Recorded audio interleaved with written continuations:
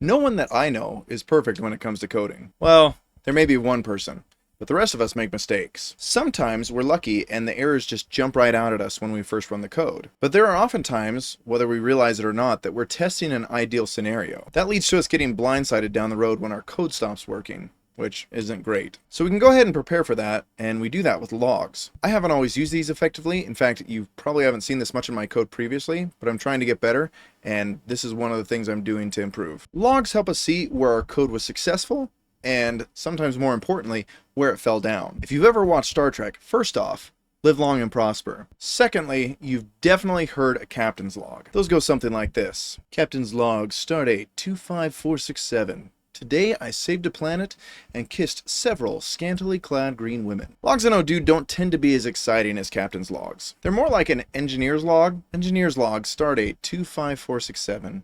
Narrowly escaped getting blown up today, and now I'm short-handed because the captain took 3 of my red shirts down on an away mission. Also, the warp core is fine, but the impulse engines are a bit sluggish, so I probably need to look into that. We're going along with this whole Star Trek thing. Each little worker inside of ODOO can have little logs that tell us what went well today and what got messed up. So let me show you how to use that effectively. So welcome to the ODOO Ship Enterprise. So we're going to do a silly automation in contacts just to show you how this can work for us. So we're going to add a field in Studio, and we're going to give everybody a nickname real quick here. So we're going to call this nickname. And then we're going to concatenate this using the salesperson and an additional string. If I can talk today. Now, yes, we could do the same thing with a calculated field, but I want to use logs here. So let's go ahead and duplicate this tab just so we have a nice reference tab here. And then we're going to go to automations.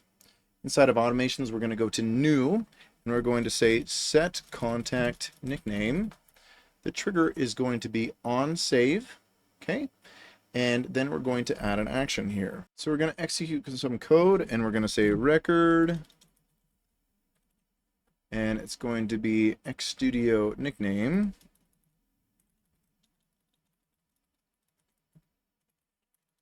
We're going to say equals best friend of, and then the salesperson. So the salesperson is, so on this record, it's going to be record.user_id.name. Now let's add in our logging.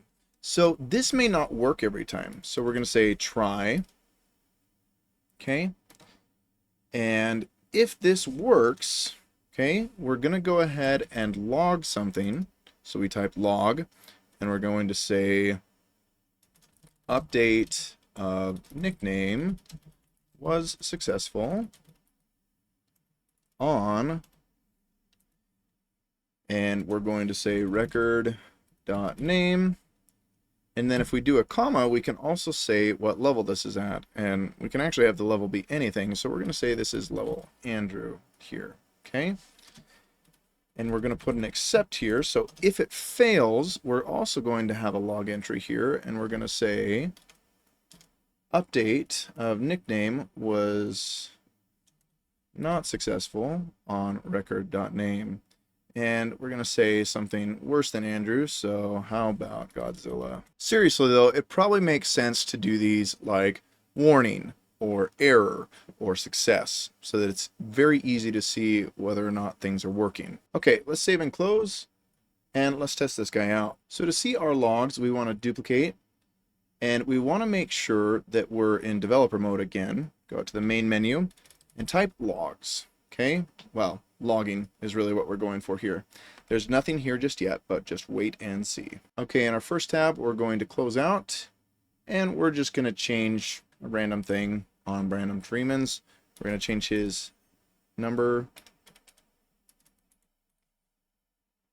and save. So we can first see the nickname wasn't updated. So let's see what's going on. So I actually messed with it twice. It looks like update of nickname was not successful on Brandon Freeman. So let's make our logging just a bit more helpful here. So instead of just saying update of nickname was not successful, we're going to say except exception as E, which is going to tell us what the error was, and we're going to say plus, and we're going to say the string of E, which makes it so that we get the exception as a string here. So let's go ahead and change this again and save. Let's go over to our logging here, refresh. And we can see that it says can only concatenate string, not Boolean, to string. So after this point, we have to stop and think, what are we trying to concatenate here that might be a Boolean, meaning a false? Usually meaning that there's some sort of relationship that we're trying to reference that isn't set. What relationship are we leveraging here? Now, I'm not going to make you wait forever to guess. It's the salesperson. We don't have a salesperson here for our Brandon Freeman contact. If we set that salesperson to Mitchell admin and save, when we go into this logging and look at our latest one, it looks like we're at level Andrew, which means it's successful, and update of nickname was successful on Brandon Freeman. So because of our successful use of logging, we now know that for our contact's nickname to populate correctly, we need to always have a salesperson in place. So we need to either make that required, or we need to make it so that the trigger is limited to where a salesperson is in place. But we know this now because of our logging. Now let's jump into scheduled actions real quick, just to make sure we understand how we can use logging there as well. So let's go out to the main page. We're going to go to scheduled actions, okay? And we're going to create a new one here. But because we did our nicknames with an automation, and there may be people that don't already have a nickname and somehow slip through, we're going to create something here to clean up our nicknames. So we're going to say clean up nicknames. Okay, and then we're going to do this on contacts. Okay, we're going to go back into our automation for contacts. Make sure that we have that guy here. So we're going to go grab this stuff, make our lives easier. Okay, so we first need to get a record set to run this on, but let's dump the code that we're going to run this on first. Okay, for our record set, we're going to go ahead and say any contact that is active. So we're going to say dot search, and we're going to say active equals, and we're going to say true. Okay, let's go ahead and see contacts, and we're going to raise a user error real quick just to see that that's giving us a good amount of contacts. So length contacts, and save that real quick and run it manually. We've got 38 contacts to run this on. Looking at this real quick, if we come out, yep, 38. That's looking good. Okay, so now for record in contacts, let's run this guy. So we're going to say it's successful. We're going to go ahead and leave that on there, do the exception here. That's great. And we may, at the end of this, want to be able to say how many successfully ran. So we're going to say for recording, so let's set two variables here. So we're going to say count equals 0, success count equals, and we're going to say 0 here. And actually count is just going to be everything. So we're going to say that's the length of contacts. So we don't need to loop through this. And we're going to say if this is successful, we're going to say success count plus equals 1. And so we're going to do one last log entry at the end of this to say that this was successful. Okay, and we're going to say this was count, well, success count, and it needs to be string, so string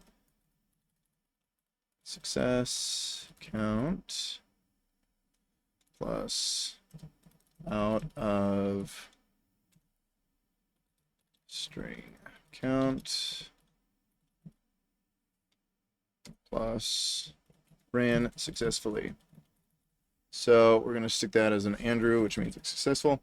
So really what we're saying here is this is how many ran successfully out of how many we had total, and then just ran successfully, and that's all good. So let's go ahead and save this, and let's run this manually.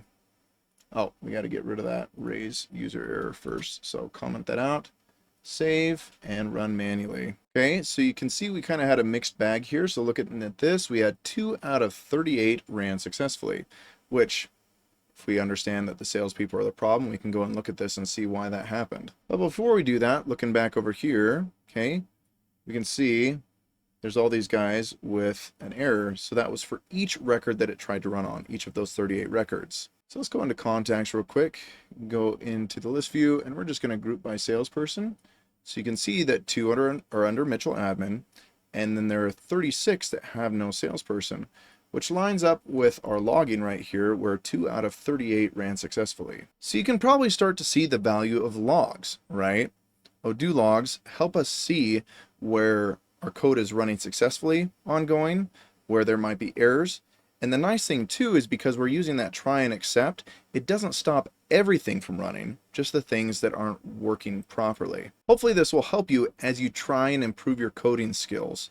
Obviously there are things that we're never going to get quite right the first go around, and this is a great way to make sure that if something does go wrong, we can fix it more easily. As always, if you have further questions, please drop them in the comments below and I'll do my best to answer them there. If it's something a bit longer, you may want to reach out and get some time on my Calendly. Thanks again for tuning in. I appreciate it. And for this one at least, live long and prosper.